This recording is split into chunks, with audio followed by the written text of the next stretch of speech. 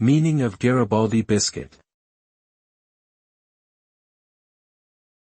Garibaldi biscuit. Garibaldi biscuit. Garibaldi biscuit. Garibaldi biscuit.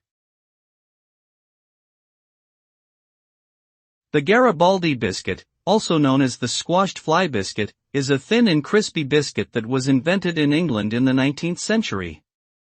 It consists of currants sandwiched between two layers of sweet dough, which is then baked to perfection. The name comes from Giuseppe Garibaldi, an Italian general who became famous for his work in unifying Italy. The biscuit was named after him because of his popularity in England during the mid-1800s. Today, the Garibaldi biscuit remains a popular snack in many parts of the world and is enjoyed by people of all ages.